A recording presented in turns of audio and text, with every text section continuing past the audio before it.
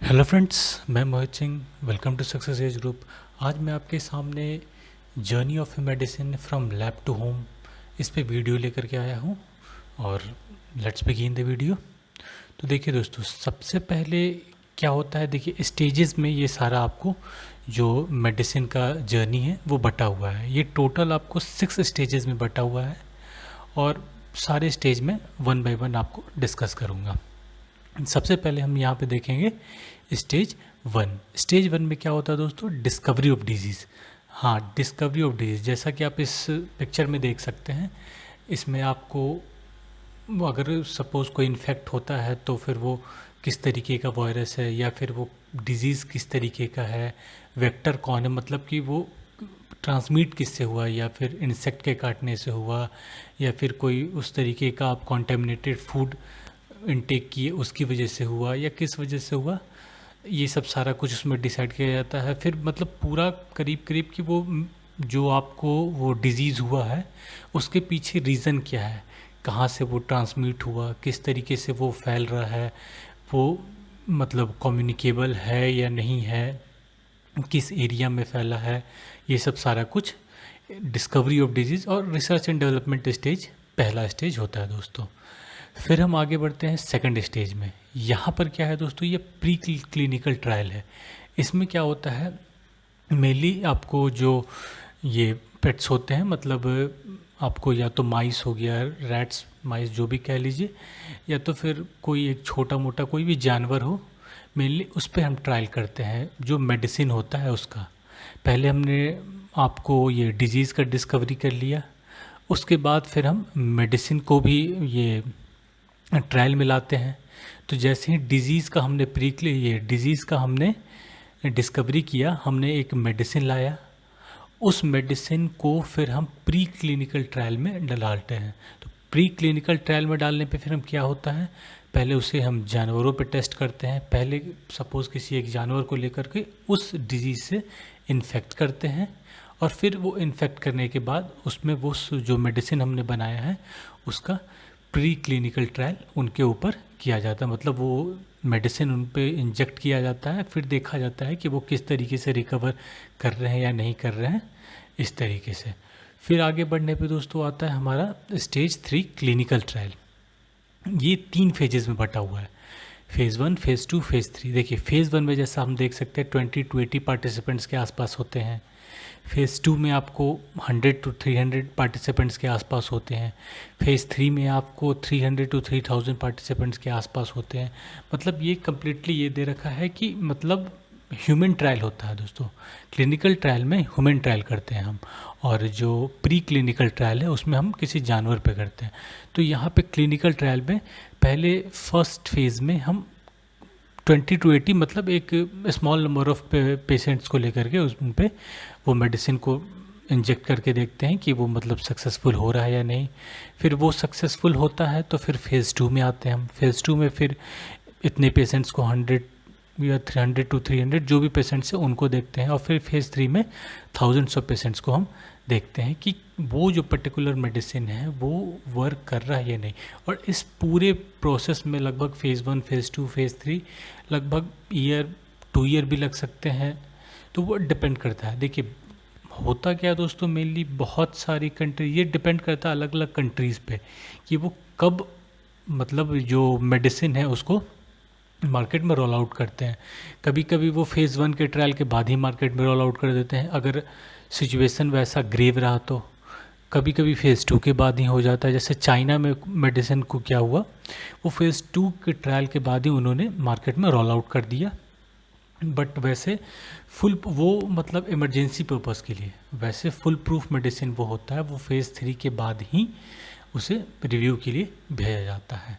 और अभी हम एक वीडियो देखेंगे किस तरीके से ये तीनों ट्रायल्स वर्क करते हैं दोस्तों। Clinical trials are research studies that involve people. Most clinical trials to test new cancer treatments are done in a series of steps called phases. If a new treatment is successful in one phase, it moves to the next phase. Let's take a look at the 3 main phases of clinical trials. Phase 1 trials are small, enrolling less than 30 patients. Phase 1 trials are designed to find a safe dose of the new treatment, determine how the treatment should be given, and learn how it affects the body. If a safe dose is found, the new treatment goes to Phase 2 testing. More patients are enrolled, usually 100 or less. Phase 2 trials study how the treatment affects the body and how the treatment works for a certain type of cancer. If a new treatment is found to be safe and to have some benefit, it goes to Phase 3. This is when many participants are needed, usually more than 100 and sometimes thousands. Phase 3 trials compare the new treatment with the current treatment to see which one is better. One thing is certain with any phase trial. By taking part, you will help future patients by helping today's scientists learn more about cancer. For more information about clinical trials, including their possible risks and benefits for you, go to cancer.gov/clinicaltrials.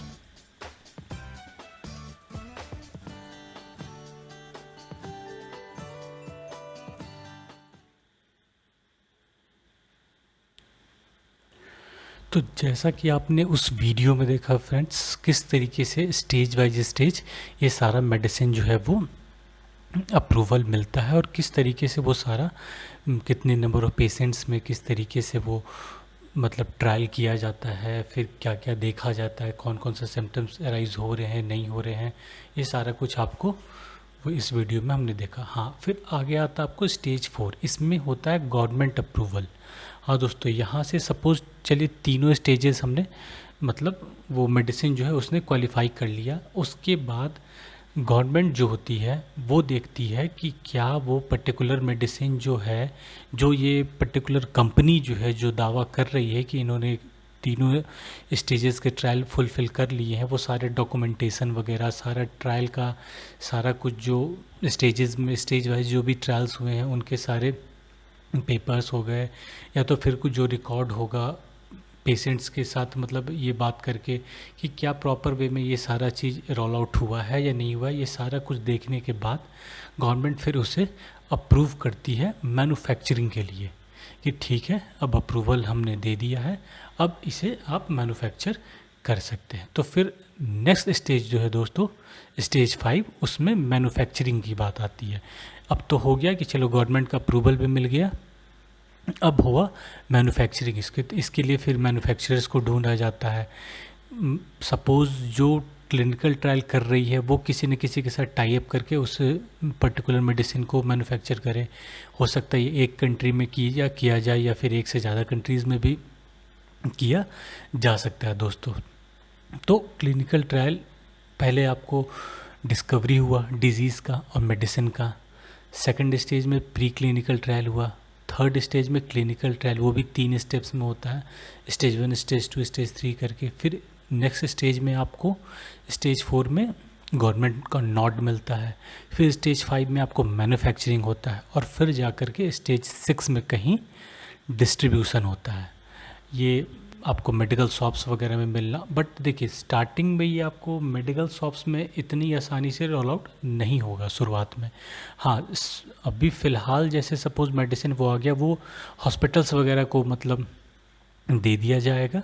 वहाँ पे जो उस तरीके से मतलब severe cases हैं यहाँ या तो फिर सारी कंट्रीज़ को अपने यहाँ उसे ट्रायल में लाना है, मतलब उस तरीके से ये स्टार्टिंग में मतलब नॉर्मल पब्लिक के हाथ में नहीं आएगा। ये स्टार्टिंग में हॉस्पिटल्स वगैरह को बड़े बड़े इसको ही मिलेगा। धीरे धीरे जब वहाँ पे वो प्रॉपरली वर्क करने लगेगा तब जा कर के वो कहीं ना कहीं डिस्ट्रीब्यूशन स्टेज में आएगा, जहाँ मतलब मेडिकल शॉप्स वगैरह से आपको वो मेडिसिन मिलने लगेगी दोस्तों। क्योंकि देखिए ज़रूरी नहीं है कि वो पर्टिकुलर मेडिसिन, सपोज़ यूएस ने उस मेडिसिन का पूरा ट्रायल किया, यूएस को छोड़ दीजिए चाहे, क्योंकि यूएस की जो एजेंसी है वो बहुत ही स्ट्रिक्ट एजेंसी है, वो सब कुछ देख करके नोट। सपोज़ मान लीजिए रशिया की कंपनी थी, ठीक है, रशिया की जो मेडिकल फैकल्टी है उन्होंने मतलब अप्रूव कर दिया, मतलब गवर्नमेंट ने अप्रूव कर दिया उस पर्टिकुलर मेडिसिन को, बट वो मेडिसिन जो है वहाँ के लोगों में वर्क कर गया तो ज़रूरी तो नहीं है कि वो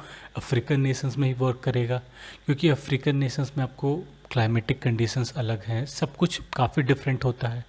और आपको जहाँ तक आपको रशिया का बात है, तो उसके जो आपको नॉर्दर्न रीजन्स है वहाँ बहुत ठंड पड़ती है। तो ज़रूरी नहीं है कि जो दवाई वहाँ के लोगों में असर किया हो वो अफ्रीकन मतलब लोगों में भी सेम दवा असर करे।